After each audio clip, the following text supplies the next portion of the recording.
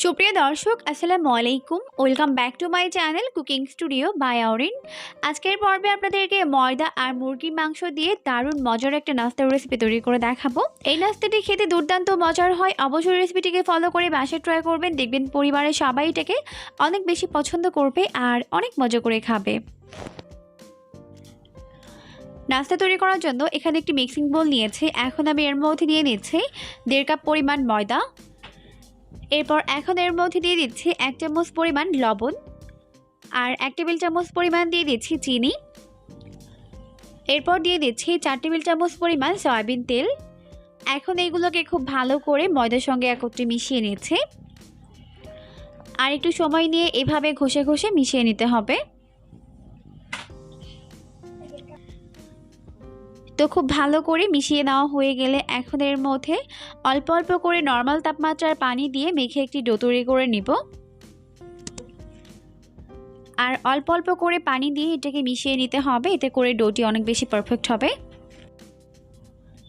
তো অল্প অল্প করে পানি দিয়ে মেখে আমি এরকম একটি সফট টাইট ডো তৈরি করে নিয়েছি। আর এই ডোটি মাখতে আমার এখানে 1/2 কাপ এবং আরও কিছুটা পরিমাণ পানি লেগেছে। তো এখন আমি এই ডোটিকে 10 মিনিটের জন্য রেস্টে রেখে দিব, এই জন্য উপরে একটু সয়াবিন তেল লাগিয়ে দিলাম। এখন ঢেকে রেখে দিচ্ছি 10 মিনিটের জন্য। এখন 10 মিনিট হয়ে গেছে আর এখন আমি এই ডোটিকে খুব ভালোভাবে একটু মেখে নিচ্ছি। এরপর এই ডোটিকে আমি এইভাবে দুইটা ভাগে ভাগ করে নিচ্ছি।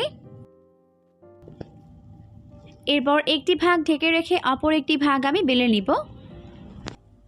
তো বেলার সুবিধার্থে আমি এখানে একটু কর্নফ্লাওয়ার নিয়ে নিলাম, তবে আপনারা চাইলে এখানে কর্নফ্লাওয়ারের পরিবর্তে ময়দাও ব্যবহার করতে পারবেন।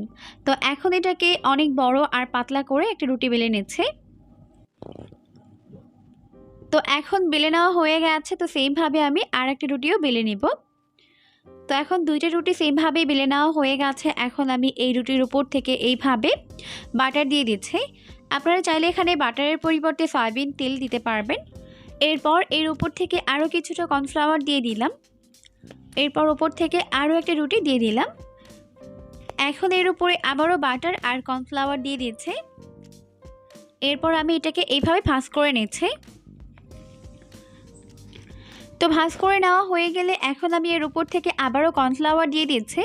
এরপর আমি এটাকে এইভাবে আমরা যেরকম পরোটা তৈরি করি ওরকম একটা ভাঁজ দিয়ে নিচ্ছি। আর অবশ্যই এর উপর থেকে এইভাবে বাটার এবং কর্নফ্লাওয়ার দিয়ে দিতে হবে, তবে আপনারা এখানে কর্নফ্লাওয়ারের পরিবর্তে ময়দা ব্যবহার করতে পারবেন। তো ভাঁজ দিয়ে নেওয়া হয়ে গেছে, এখন এটাকে আমি আবারও 10 মিনিটের জন্য রেস্টে রেখে দিচ্ছি। তো এখন আমি এই নাস্তার বাকি প্রিপারেশনটা করে নিচ্ছি। তো চুলায় একটা প্যান বসিয়ে দিয়েছি। এরপর এর মধ্যে দিয়ে দিলাম 2 টেবিল চামচ পরিমাণ সয়াবিন তেল। এরপর এখন আমি এর মধ্যে দিয়ে দিচ্ছি 1/2 কাপ পরিমাণ পেঁয়াজ কুচি। এখন এই তেলের মধ্যে পেঁয়াজগুলোকে একটু হালকা করে ভেজে নিব, তবে ভেজে কিন্তু বেরেস্তা করে ফেলা যাবে না। পেঁয়াজগুলো যখন একটু নরম হয়ে আসবে তখন এর মধ্যে দিয়ে দিলাম প্রায় 1 চামচ পরিমাণ আদা রসুন বাটা। এখন আমি আদা এবং রসুনগুলোকে একটু ভেজে নিলাম। তো এরপর এর মধ্যে চিমটি পরিমাণে দিয়ে দিলাম হলুদের গুঁড়া, 1/2 চামচ দিয়ে দিলাম জিরার গুঁড়া, 1 চামচ দিয়ে দিলাম লাল মরিচের গুঁড়া আর স্বাদ মতো দিয়ে দিলাম লবণ। এখন মশলার সঙ্গে পেঁয়াজটিকে খুব ভালোভাবে একটু কষিয়ে নিচ্ছে। এরপর এখন আমি এর মধ্যে দিয়ে দিলাম চিমটি পরিমাণে গরম মশলার গুঁড়া, 1 চামচ পরিমাণ দিয়ে দিলাম কাঁচামরিচ কুচি। এখন অল্প একটু পানি দিয়ে দিলাম। এরপর মশলাগুলোকে খুব ভালো করে কষিয়ে নিচ্ছে। মশলাগুলো খুব ভালো করে কষিয়ে নেওয়া হয়ে গেলে এখন আমি এর মধ্যে দিয়ে দিচ্ছি 150 গ্রাম পরিমাণ চিকেন।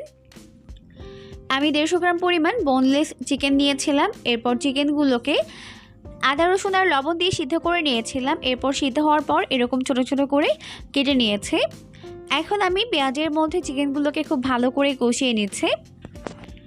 তো খুব ভালো করে কষিয়ে নেওয়া হয়ে গেছে। তো এখন আমাদের নাস্তার ভেতরে পুরটা রেডি। এটাকে এখন আমি চুলা থেকে নামিয়ে নিচ্ছি। এখন 10 মিনিট পর এটা কিন্তু ভালোভাবে সেট হয়ে গেছে। তো এখন এটাকে আমি বেলে নিব। তো এখন উপরে একটু কর্নফ্লাওয়ার দিয়ে দিচ্ছে। এরপর এটাকে আমি পাতলা করে বেলে নিব। তো অনেকটা পাতলা করে বড় একটা রুটি বেলে নিয়েছে। এরপর এর উপর থেকে আমি এইভাবে বাটার দিয়ে দিচ্ছি। এরপর এর উপর থেকে এইভাবে কর্নফ্লাওয়ার দিয়ে দিচ্ছে।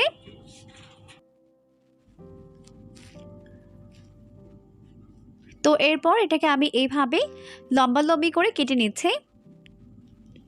তো কেটে নেওয়া হয়ে গেলে এখন আমি এইভাবে এক পাশ থেকে এটাকে রোল করে নিচ্ছি, আর রোলটাকে একটু চেপে চেপে করতে হবে। তো প্রতিটা রোল কিন্তু আমি সেমভাবেই করে নিব। তো সম্পূর্ণ রুটিটিকে আমি এইভাবে বড় একটা রোল করে নিচ্ছি। তো রোল করে নেওয়া হয়ে গেলে এখন আমি এটাকে এইভাবে চেপে চেপে বেলে নিচ্ছি।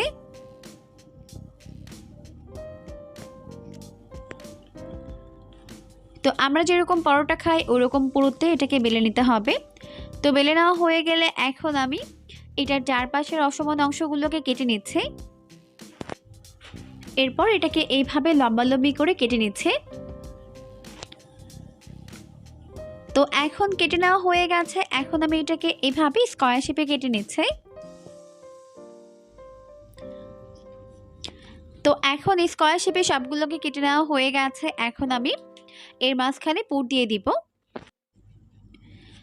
তো আগে থেকে চিকেনের যে পুরটাকে আমি রেডি করে রেখেছিলাম ওটাকে এইভাবে মাঝখান থেকে দিয়ে দিচ্ছি। এরপর এক সাইড থেকে এভাবে এটাকে মুড়ে নিচ্ছে। তো সবগুলো নাস্তা শেপ আমি সেমভাবেই তৈরি করে নিয়েছি, আর এখন আমি এগুলোকে বেক করে নিব। আর এগুলোকে আমি চুলায় বেক করব ফ্রাই প্যানের মধ্যে। তাই এখানে একটি সাদা কাগজ নিয়ে নিয়েছি, আর এর উপরে আমি 3টা নাস্তা শেপ নিয়ে নিয়েছি। তো এখন আমি এর উপর থেকে এইভাবে ডিমের হলুদ অংশ ব্রাশ করে দিচ্ছি, আর এতে করে কিন্তু চুলা বেক করার পরেও এর উপরে খুবই সুন্দর একটা কালার চলে আসবে।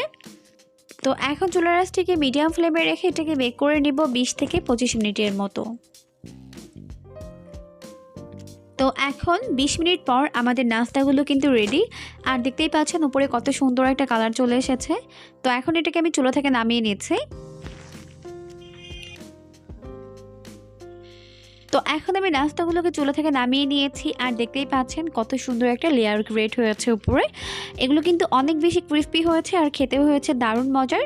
অবশ্যই রেসিপিটিকে ফলো করে বাসায় ট্রাই করবেন, দেখবেন পরিবারের সবাই এটাকে অনেক বেশি পছন্দ করবে আর অনেক মজা করে খাবে।